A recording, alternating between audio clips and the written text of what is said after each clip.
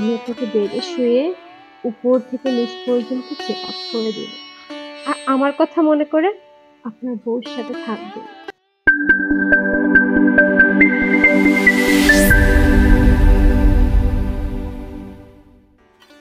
Hello বন্ধুরা, কেমন আছো তোমরা সবাই? আমি তোমাদের আজকে আমার এক ইন্টারেস্টিং রোগীর ঘটনা বলবো। আমার একটা ছেলে রোগী সেদিন তার বউকে নিয়ে আমার চেম্বারে আসছে। তা আসার পরে সে না তার বউর সামনে অনেক লজ্জা পাচ্ছে। মানে সে আমাকে কিছু বলতে চায় কিন্তু বউর সামনে লজ্জা পাচ্ছে। আর তখন আমি বিষয়টা বুঝে তার ওয়াইফকে বললাম, আপনি একটু পাশের রুমে যান, আমি ওনার প্রবলেমটা দেখছি।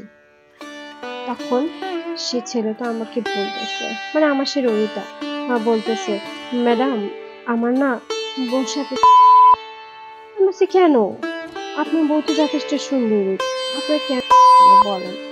তা বলতেছে, ম্যাডাম তা তো জানি না, আমাকে আপনার কেমন লাগে। তো বলতেছে, আপনি অনেক সুন্দর ম্যাডাম। তো আমি বলতেছি, হ্যাঁ আপনি তো অনেক হ্যান্ডসাম, তাহলে আপনার। তখন আমার রোগীটা বলে, ম্যাডাম আপনি কি বিয়ে করেছেন?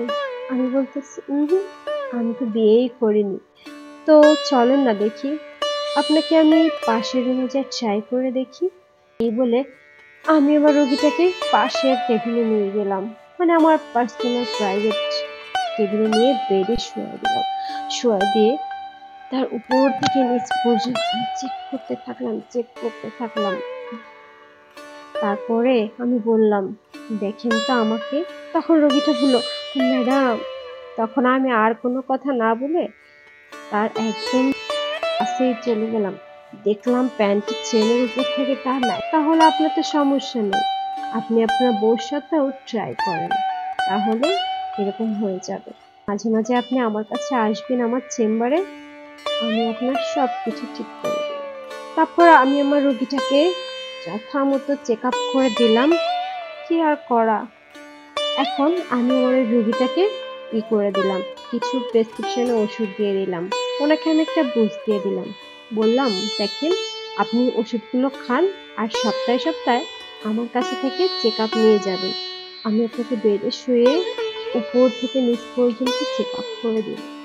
আর আমার কথা মনে করে আপনার বউর সাথে থাকবেন, তাহলে আপনার ঠিকই বউর সাথে দাঁড়াবে।